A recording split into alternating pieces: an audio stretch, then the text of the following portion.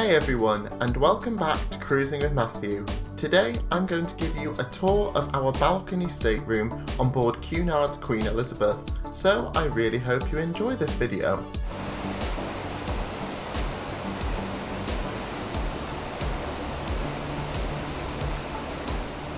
Before I start, I want to highlight today's sponsor, which is My Kind of Cruise. They are the world's first and only mobile app where you can search, compare and book a cruise across a range of cruise lines including Cunard. I've actually booked with them for my April 2023 cruise on board the fabulous P&O Britannia, and I was super impressed with their high standard of customer service and good prices. If you want to check them out yourself, then click on the link in the description below. Now on with the video. So I was lucky enough to sail on Cunard's Queen Elizabeth in August 2021 with my mum and grandma for our first ever voyage with Cunard. For this voyage, we booked a BB grade standard balcony stateroom on deck 5, number 5051. So let's take a look around. Walking into the hallway area of this stateroom, there's plenty of wardrobe and cupboard space to store all your clothes.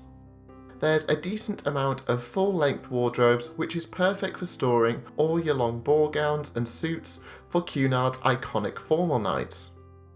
The cupboards also feature a small safe if you want to store any valuable items during your voyage. Nearby the wardrobe area, there's also some coat hangers and a full-length mirror too, so you can make sure you look just right before stepping out of your stateroom. Adjacent is the bathroom area, which is quite compact in comparison to the rest of the stateroom. The bathroom featured a shower which offered Penhaligon toiletries, which was far more fancy than any of the shower products I normally use, so I really enjoyed this. However, there was a shower curtain which was a bit disappointing as it always ended clinging to you, but it was one of those things and not the end of the world. Although compact, there was plenty of storage space for our 3 sets of toiletries, and additionally, it also managed to accommodate my grand's mobility aids, which were kindly arranged for by Mobility at Sea. Now, stepping out of the bathroom and into the bedroom area of this stateroom, we have a king-size bed which has been arranged into a twin bed configuration, which both my mum and grandma said were really comfortable. Do note the twin beds are still quite close together, as you can see. Each bed had its own bedside table and lamp, which gave a good amount of storage in this area. Opposite the beds was a good sized television, which was ideally situated if you wanted to watch some television in bed during your voyage. Adjacent is a well-appointed lounge area, which features a really comfortable sofa, which doubles up as a sofa bed, which I slept in during the voyage. Your stateroom attendant will convert this every morning and evening, so you'll still be able to use it as a sofa during the daytime, as you can see. Now, I'm 6'2" and I found this sofa bed really comfy, and it didn't feel small for me at all. In its daytime configuration, there's also a coffee table which held these fantastic flowers for our voyage. Do note these don't come in the stateroom as standard, but instead we were kindly gifted them, plus some yummy Godiva chocolates and champagne by Cunard's social media team, so a massive thank you for that, Cunard. Opposite the sofa is a large dressing table and mirror, which is ideal for getting ready in an evening, and could also double up as a workstation if needed during your voyage. Here is where you'll find the stateroom's phone should you need to make any calls during your voyage. Nearby, there's also the all-important tea and coffee making facilities, which my mum definitely appreciated. There's also a few glasses here too, if required. Underneath the dressing table is a small, slim drawer which we use to store the various paraphernalia such as information booklets and room service options we got in this stateroom. Underneath the tea and coffee making area is a small drawer holding a decently powered hairdryer according to my mum and gran, and underneath that there's also a small but powerful mini fridge which was the perfect place to store our gifted champagne. Now, a real gem of this stateroom has to be the balcony area.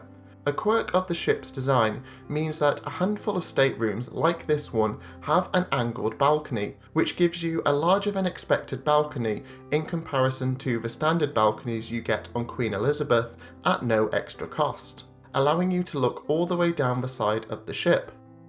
The downside of this balcony is the fact that you are overlooked by the balconies on your right side, so you do have to be mindful of that.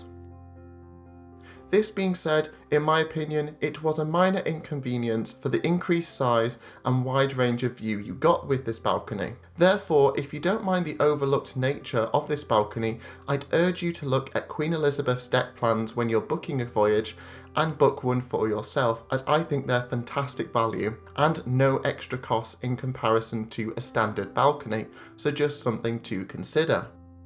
Overall, I was massively impressed with this stateroom on board Queen Elizabeth. The only downside was the compact nature of the bathroom, but it didn't affect our experience all that much. The stateroom itself was spacious and felt wonderfully Art Deco in nature, enhanced by the numerous pieces of art hung in our stateroom as well.